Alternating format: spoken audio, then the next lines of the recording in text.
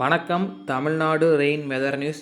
Tamil Nadu rain weather news சேனலை பார்ப்பதற்கு முன்னாடி சேனலை மறக்காமல் சப்ஸ்கிரைப் பண்ணுங்கள், லைக் பண்ணுங்கள், ஷேர் பண்ணுங்கள். வீடியோ ஸ்கிப் பண்ணாமல் முழுமையாக பாருங்கள். வங்கக்கடலில் தற்போது ஆழ்ந்த காற்றழுத்த தாழ்வு மண்டலம் நீடித்து வருகின்றது.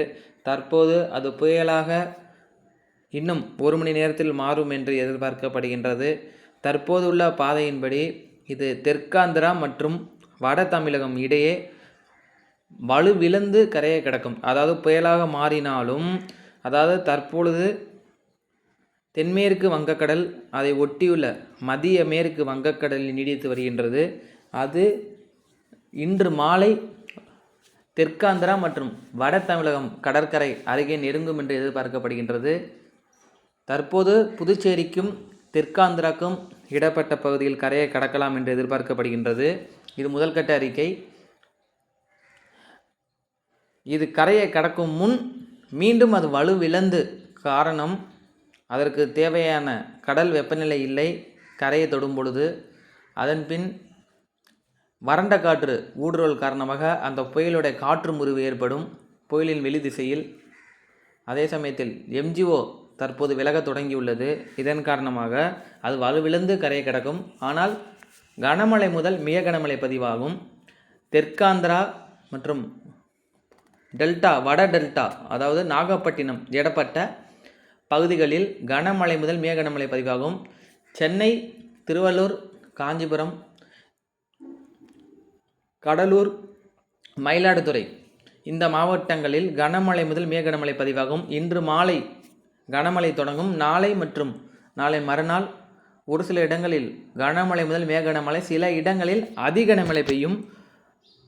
அதாவது இந்த புயல் தீவிரமாக இருந்தால் நிச்சயமாக அது அதிக கனமழை பெய்யும். இது வலுவிழந்து கரையை கடக்கும் பட்சத்தில் மிக கனமழைக்கான வாய்ப்பு இருக்கின்றது. தற்போது இன்று மாலை இந்த புயல் வட தமிழகம் கடற்கரை நெருங்கும் என்று எதிர்பார்க்கப்படுகின்றது.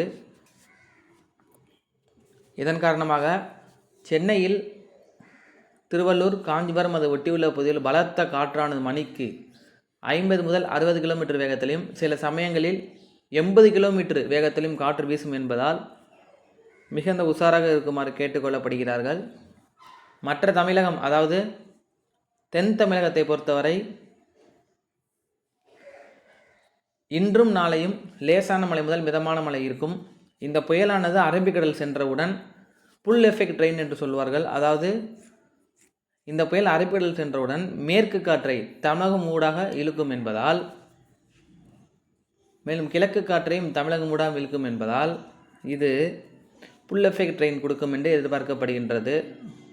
ஸோ தென் தமிழகத்தில் இன்றும் நாளையும் மழை, லேசான மழை, மிதமான மழையும், டிசம்பர் 1ஆம் தேதியிலிருந்து 4ஆம் தேதி வரை கனமழை பெய்யும். பின்பு அடுத்த நிகழ்வானது டிசம்பர் 5ஆம் தேதி இந்தோனேசியா அருகே ஒரு காற்று மேலடுக்கு சுழற்சி அல்லது காற்றழுத்த தாழ்வு நிலை, அது நிச்சயமாக இலங்கை மற்றும் கன்னியாகுமரி வழியாக நகர்ந்து அரபிக்கடல் சென்று இந்த ஏற்கனவே இருக்கும் இந்த சிஸ்டத்துடன் அது இணைந்து அது ஒரு தாழ்வு நிலையாகவோ இல்லை தாழ்வு மண்டலமாக அது அரபிக்கடல் செல்லும். தென் தமிழகத்தை பொறுத்தவரை டிசம்பர் 4ஆம் தேதியிலிருந்து மழையின் அளவு படிப்படியாக அதிகரிக்கும் என்று எதிர்பார்க்கப்படுகின்றது. தற்போது நீங்கள் பார்த்து கொண்டிருப்பது இது புயலின் படம். ஸோ உங்களுக்கு பார்த்தா தெரியும், ரொம்ப ஒயிட் கலரில் ஃபுல்லாக இருக்குது. ஸோ பார்த்தா கிட்டத்தட்ட அது புயல் கிட்ட ஸ்டேஜ் வந்துருச்சு, புயல் ஆயிடுச்சு. ஸோ புயலானால் அந்த அதாவது ஒரு புயல்னா அதிதீவிர புயல், மிக தீவிர புயல் அப்படின்னா அந்த நடுவில் ஒரு சின்ன ஒரு ஹோல் மாதிரி வரும். அந்த புயலோட கண் பகுதின்னு சொல்லுவாங்க. சென்டரில் ஒரு கண் பகுதி, அதை நோக்கி தான் அந்த க்ளவுட்ஸ்லாம் போகும்னு. ஆனால் இன்னும் கண் பகுதி தோன்றலை. ஆனால் ஒரு மார்ஜினல் சைக்ளோனாக ஆயிடுச்சு, ஒரு புயலாக ஆயிடுச்சு. புயலாக ஸ்டேஜ் புயல் கிட்டத்தட்ட புயல் கிட்ட ஆயிடுச்சு அது. ஸோ நல்ல மழை தரக்கூடிய புயலாக தான் இருக்கும். காற்று பாதிப்பு இருக்குது, அந்த மாதிரி இருந்தால் நல்ல மழை தரக்கூடிய புயலாக தான் இருக்கும்.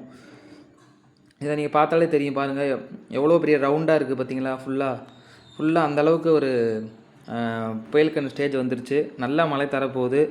இது நிச்சயமாக தெற்காந்திராக்கும் வட தமிழகம் இடப்பட்ட பகுதியில் கரையை கிடக்கும், வலுவிழந்து கரையை கிடக்கும். ஆனால் நெருங்கும் பொழுது இன்னமும் நமக்கு அது டோட்டலாக வலுவிழக்குமா இல்லை நல்லா மழை தரக்கூடிய புயலால் ஒரு சைடாகவே க்ளவுட்ஸ் போகுமா? ஸோ அது அந்த கரையை கிடக்கிறதுக்கு வடக்கு பகுதி தான் நல்ல மழைக்கான அந்த பாதிப்பு இருக்கும். அது எங்கே கரையை கிடக்கும் போது வந்து இல்லை, இப்போதைக்கு தெற்காந்திரா வட தமிழகம் இடப்பட்ட பகுதிகளில் நம்ம சொல்லியிருக்கோம். ஸோ அங்கே தான் கரையை கிடக்கும். இது பார்த்திங்கன்னா அடுத்தடுத்த நிகழ்வு வந்து நம்மளை நோக்கி வருது. ஸோ பார்த்திங்கன்னா இப்போ இந்த நிகழ்வு வந்து அரபிக்கடல் போயிடும். அடுத்தடுத்து பாருங்கள் நிகழ்வு நிறையா சர்க்குலேஷன் வந்து ஃபார்ம் ஆகுது, தெரியுதா உங்களுக்கு? நிறைய நிகழ்வு வருது. அடுத்தடுத்து நிச்சயமாக நிகழ்வு வந்து இலங்கையை நோக்கி வரும். டிசம்பர் 4ஆம் தேதிக்கு அப்புறம் சவுத் தமிழ்நாடு நிச்சயமாக நல்ல மழைக்கான வாய்ப்பு இருக்குது. நிறைய பேர் மழை இல்லைன்னு சொல்ல வேணாம். அடுத்தடுத்த நிகழ்வு எம்ஜிஓ மூவ் ஆனோன்னா அடுத்த லோ லாட்டியூட் சிஸ்டம் தான். ஸோ கடல் வெப்பநிலை வந்து அதிகமாக இருக்குது நிலநடுக்கோட்டு இந்திய பெருங்கடலில். அதனால் அந்த கிழக்கு காற்று வந்து இந்த இந்தோனேசியா கிட்ட வந்து அந்த இடத்துல கடல் வெப்பநிலை அதிகமாக இருக்கனால நல்ல ஸ்ட்ராங் சர்க்குலேஷனை ஃபார்ம் பண்ணி அது கன்னியாகுமரி வழியாக போகும். அடுத்தடுத்த நிகழ்வு நிச்சயமாக லோ லாட்டியூடில் வாய்ப்பு இருக்குது. தெற்கு இலங்கை அதை ஒட்டி உள்ள பகுதியில் தான் போகுது. அதில் எந்த மாற்று கருத்து இல்லை. நன்றி, வணக்கம். நம்ம சேனலை வந்து மறக்காமல் சப்ஸ்கிரைப் பண்ணுங்கள், லைக் பண்ணுங்கள், ஷேர் பண்ணுங்கள். இன்னொன்று சொல்லிக்கிறேன், அதோட மீனவர்கள் வந்து அடுத்த 4 நாட்கள் கடலுக்கு மீன் பிடிக்க செல்ல வேண்டாம். கடல் காற்று அதிகமாக இருக்கும். ஆல்ரெடி நீங்கள் போகலன்னு நினைக்கிறேன், டோக்கன் கொடுக்கல. அதே சமயத்தில் ரொம்ப கேர்ஃபுல்லாக இருங்க. வட தமிழகம் அதாவது தெற்காந்திரா இடப்பட்ட அந்த கடல் பகுதி மக்கள் மிகுந்த எச்சரிக்கையாக இருக்குமாறு கேட்டுக்கொள்ளப்படுகிறார்கள். நன்றி, வணக்கம்.